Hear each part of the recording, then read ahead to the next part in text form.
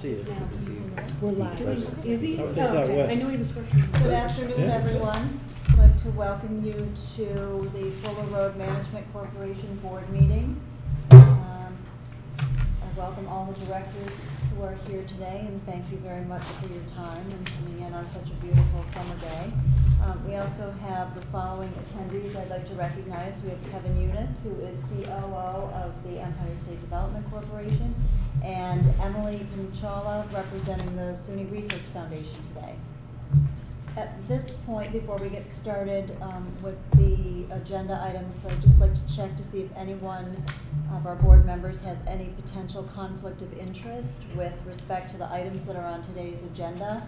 And if you do have such a conflict of interest or potential conflict, I'd ask that you make an appropriate disclosure on the record now, and then we would remind you that you would need to recuse yourself from any discussion or vote with regard to that particular agenda item.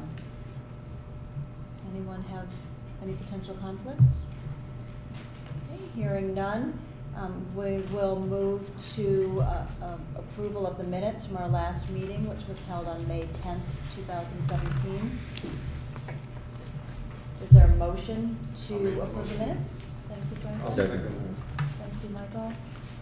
Any corrections to those minutes? All right. All in favor of approval, signify by saying aye. Aye. Any opposed? The minutes from the May 10th meeting are unanimously approved. At this point, we'll move on to the President's report. We have 3 lease transactions that I'll turn it over to Bob Magna to describe. Yes, thank you, Kristen. The first is General Control Systems, Inc. And again, this was all, I think, in the materials that we sent to board members. This is a 1-year lease extension with General Controls, Custom Control Systems Manufacturing, for 433 square feet in the Sestum building. The tenant will pay $45.50 a square foot for this lab space with no escalation, and the lease is all inclusive. So that's, if the board is okay, I'll go through all 3. The second is Nanolab Technologies, a 2-year extension of the lease with Nanolab Microscopy and Chem and Election Analysis Company, Chemistry and Electric Analysis Company, for 896 square feet in NFE. The new rate is $124.54 per square foot. That's up from $120.96 square foot with a 3% annual escalation, and the lease is all inclusive. And the third is Presidio Network Solutions Group, LLC, and that is a lease of 3,350 square feet in NFE.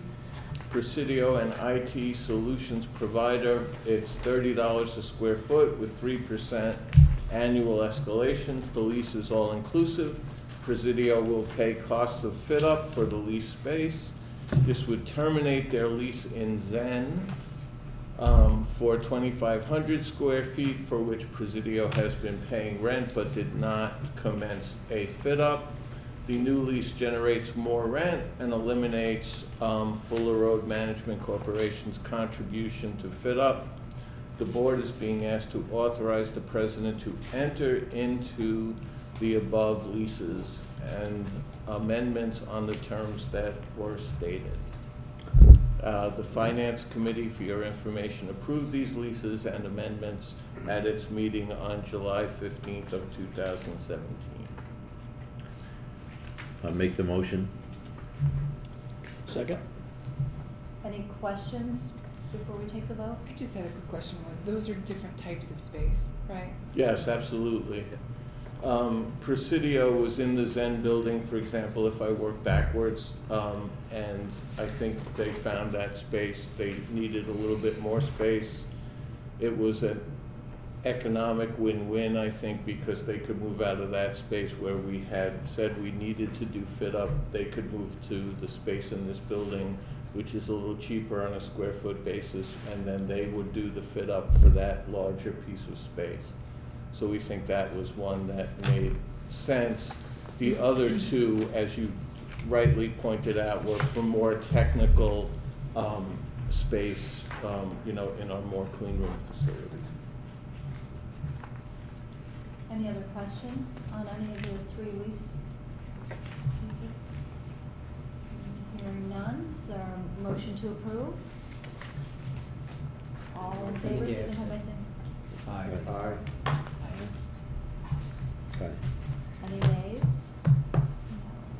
Okay, thank you. At this point, we have resolution 143 in your packets. It's a procurement policy amendment. If I could have a motion to introduce the resolution so that we can begin Motion. discussion. Thank you. Second. Thank you. Okay, Fuller Road approved Resolution 135 adopting a procurement guidelines policy on February 22nd of this year and would like to make the following amendments. The first amendment is amendment to Section 3J, which lists the circumstances where a contract may be awarded on a sole source basis, single source, or other non-competitive basis, to add a new subsection 7 allowing the purchase of goods and services through use of centralized contracts held by the New York State Office of General Services. And then the second is amend Section 7B, which lists the types of provisions that may be contained in the standard form of procurement contracts, to delete item 17, which refers to testimony, which, by the way, I needed someone to explain it to me 4 times why we don't need this, but I don't think we need it. And since it's unnecessary and not relevant to the business that we do at Fuller Road. So again, I would ask that folks consider these amendments, I think, which are positive ones, and especially the one which would allow us to work with the Office of General Services on state contracts. And again, I don't know if Franklin would want to make any comments on this one. Right, I think it, you know, definitely administratively saves a lot of time, as long as everybody realizes that's a beginning point. You always can ask to pay less than what's in the contract, but that's a good starting point. And it expedites a lot of matters without having to go through the process. You can get that price right away, and you can approve that. Any other comments or questions regarding this resolution? Hearing none. All in favor, please signify by saying aye. Aye. Any opposed? Resolution 143 is approved. At this point, we have a couple of updates related to 2 RFPs. Yes, I think we've talked to folks who are on the finance committees already about this, but we believe, again, that it was time for us in 2 instances to go out and refresh services that we get from the outside. Both of which are very important. First was for a financial advisor.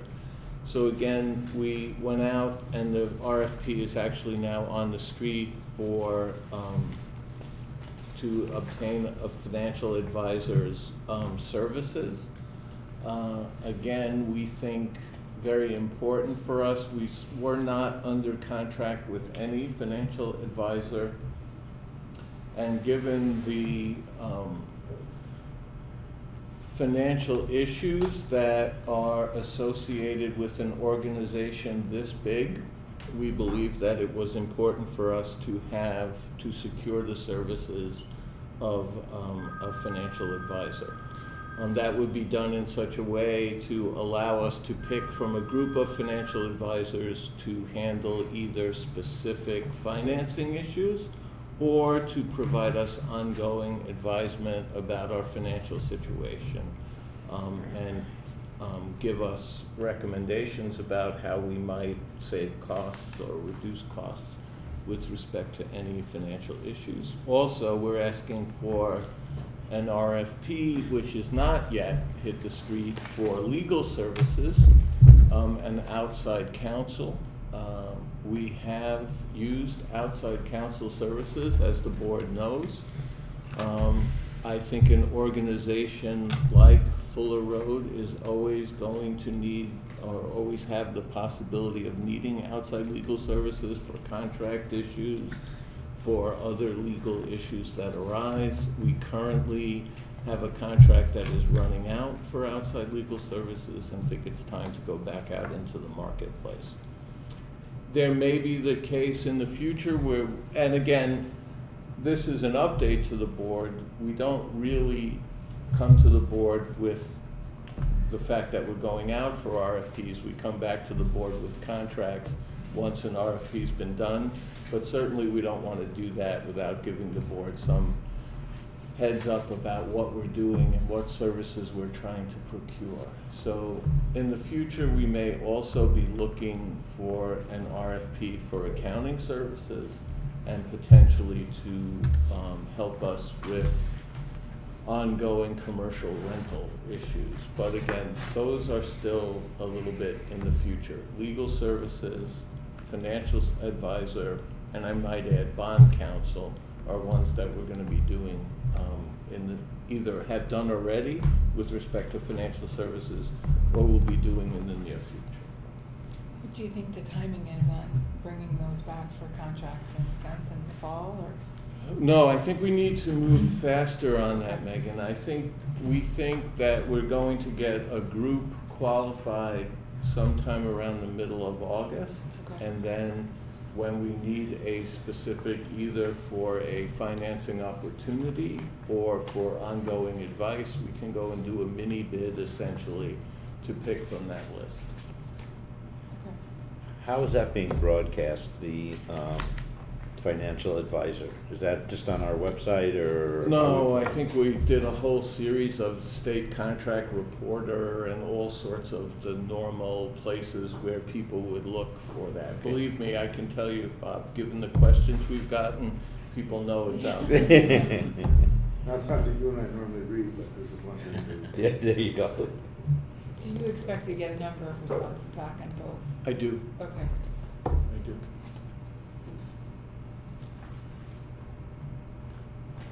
Okay, thank you. Any other questions, comments related to the RFPs that are either out there or pending at this point? New business, any issues that any of the board members would like to raise at this point?